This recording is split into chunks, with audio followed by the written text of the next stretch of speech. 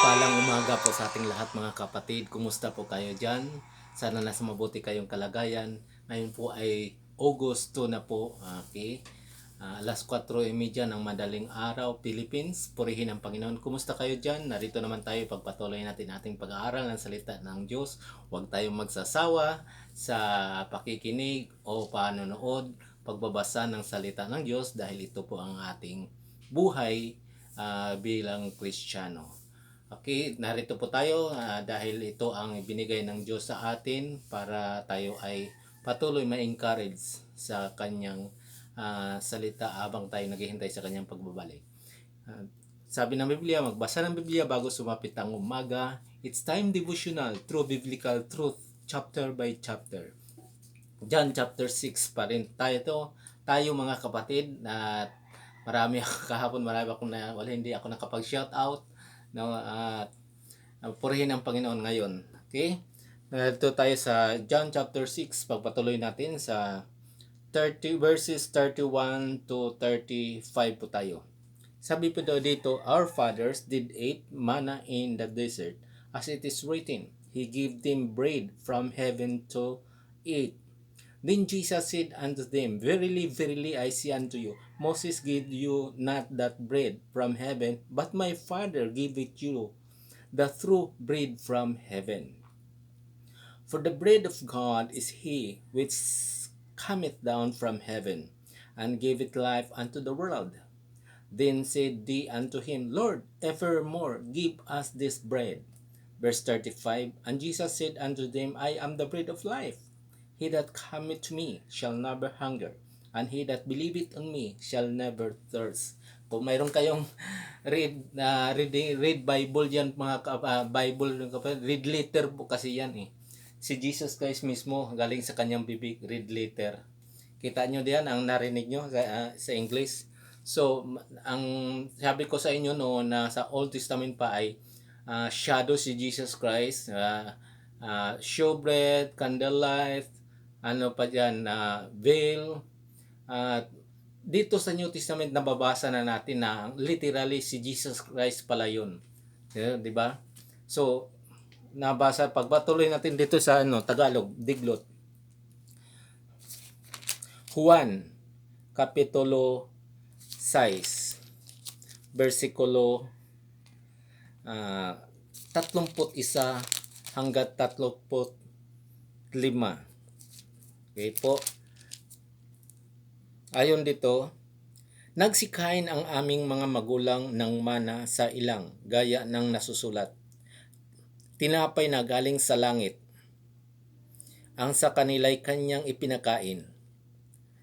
Sinabi nga sa kanila ni Jesus, katotohanan sinasabi ko sa inyo, hindi si Moises ang nagbigay sa inyo ng tinapay na galing sa langit, kundi ang aking Ama ang nagbibigay sa inyo ng tunay na tinapay na galing sa langit. 33, sapagkat ang tinapay ng Diyos ay yaong bumababang mula sa langit at nagbibigay buhay sa sanglibutan. 34, sa kanya nga'y kanilang sinabi, Panginoon, bigyan mo kami palagi ng tinapay na ito. 35, sa kanila'y sinabi ni Jesus, ako ang tinapay ng kabuhayan.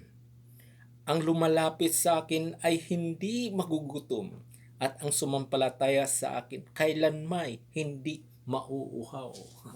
To God be the glory sa kanyang salita.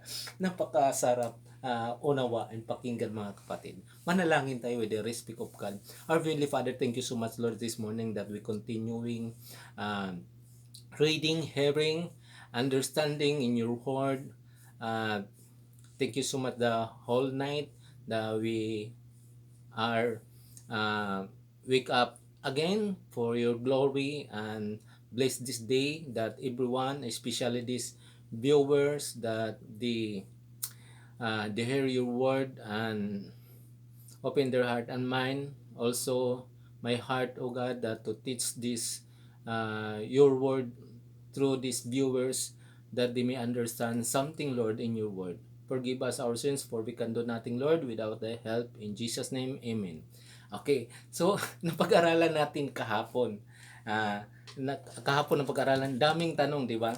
So, diretsahang sinasabi ni Jesus Christ sa verse 26, no? Yung kahapon mo na natin hinahanap ninyo ako dahil gusto ninyong kumain ng pagkain na busog. Hindi dahil sa miracles na ginagawa ko. Yan ang tao. So, yan sabi ni Jesus Christ, binigyan siya ng kapangyarihan ng kanyang ama. No, sa 23 na nabasa natin. Sa 29 naman, manalig kayo sa sinugo ng ama. Si Jesus Christ yun, manalig kayo. 'Di ba? Yan ang sabi niya 30. Sabi dito, upang manaliti kayo sa kanya. So, ang sinabi ni Jesus Christ sa kanila, o ang mga tao nagsabi kay Jesus Christ, magpakita ka miracle, ano ang gagawin mo? Sabi ni Jesus Christ. Hinahikayat ba niya si Jesus Christ kaya gumawa ng miracles para magtiwala? Hindi pa sila kontento sa mga ginagawa ni Jesus Christ na ang tubig ginawang wine, ang ginamot yung may malapit ng mamamatay. 'Di ba? Ang 5,000 ka mga tao ay napakain sa 5 tinapay at 2 isda. At ito naman sa nababasa natin dito sa 31, mga kapatid, na nagsikain ng aming mga magulang ng mana sa ilang, gaya ng nasusulat, kumain daw ang kanilang mga magulang, mga ninuno noon. Di ba sa panahon ni Moses, sa Israel na galing sa Egypt, sa ilang, so galing sa langit, pinapakain sila Tapos, ito ang pinagyabang nila. Upang aming makita dito, gaya ng nasusulat, tinapay na galing sa langit ang sa kanila'y kanyang pinakain. So sinagot naman sila ni Jesus, sinabi nga sa kanila ni Jesus, katotohanan,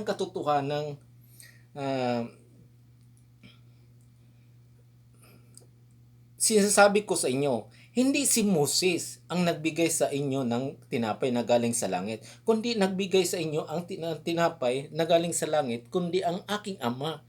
Ang Diyos ang nagbigay, hindi si Moses. Minsan doon na misinterpret yung mga tao, mga bagong henerasyon nila noon, na si Moses ang nagbigay. Hindi ko si Moses, ang ama nga nagaling sa langit. So, sinabi ni Jesus Christ, diyan sa 23, na galing sa langit, kundi ang aking ama ang nagbigay sa inyo ng tunay na tinapay na galing sa langit. Ginamit lamang si Moses, nagpray at bumagsak ang mga ang mana. Tapos 33, sapagkat ang tinapay na ng Diyos ay yaong bumaba mula sa langit at nagbibigay buhay sa sanglibutan. Tingnan nyo. So si Moses noon ay nag-pray para magpagkain sa mga Israel sa ilang. Binigay naman ng Diyos Ama. Ngayon, nagpadala naman ang Diyos Ama sa panahon natin. Si Jesus Christ yun, bread. Kita mo? Kita mo sa Book of John, dito nababasa natin na napakaraming mga salita na nagpapatunay na si Jesus Christ ay Diyos, doon nagpapatunay na Jesus Christ ay tagapagligtas. Bakit yung ibang mga sikta, hindi si Jesus Christ ang kanilang tagapagligtas? Hindi si Jesus Christ ang kanilang Diyos. Diba? Because they are blinded. Okay? Wala silang Holy Spirit sa kanilang puso. Gumagamit sila ng Biblia. Magandang magsalita.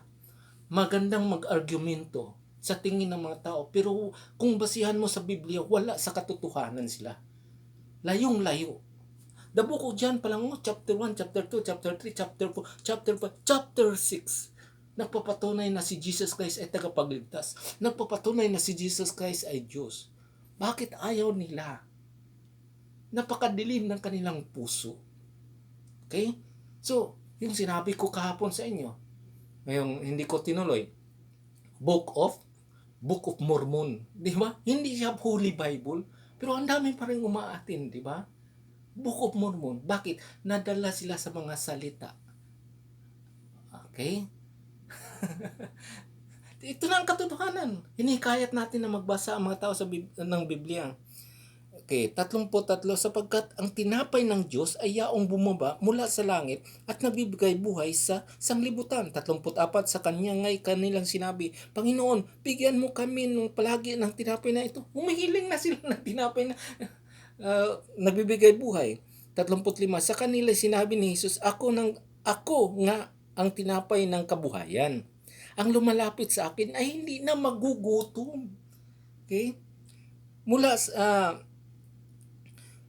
Lumalapit sa akin na hindi na magugutom. At ang sumampalataya sa akin, kailan may hindi mauuhaw. Tingnan mo ang katotohanan na sinabi ng Diyos.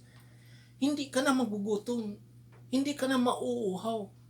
Ano ibig sabihin? Kapag tinanggap mo si Jesus Christ sa puso mo, nagkakaroon ka na ng buhay na walang hanggan. Hindi ka na magtrabaho na maligtas. Kung ano pang gagawin mo, iniisip mo. Ligtas ka na kapag tinanggap mo si Jesus Christ. Born again ka na po. Okay? So, yan, si Jesus Christ lang talaga. Ang sentro ng ating pananampalataya. Wala nang iba. Araw-araw. Okay, purihin ang Panginoon sa inyong pakikinig. Sana mayroon kayong natutunan. Kung mayroon kayong Bible, ay sana ay mabasa ninyo. Okay, bukas ay follow up natin yan. Pagpatuloy natin sa pagpaliwanag. Shout out tayo. Dito, kay Gladys Abiliar, salamat. Si Mami Los Lidisma, salamat sa inyong comment. Comment. Si Emerenero, Dane Britannico Abiliar, si Tor Abiliar, Jolie Gumia, si Pastor Moses Topin, si Hon Borja. Okay? So, salamat sa inyong pag-comment. Okay? Yan po ang mga sina-shoutout natin. Purin pa rin sa Abiliar Clan. Salamat sa inyo. Sa Worldwide Abiliar Clan, salamat sa inyo. Sa pag-view, suporta, mga Abiliar, salamat. At sana patuloy tayong makikinig ng salita ng Diyos. Hindi ito para sa akin, para ito sa ating lahat.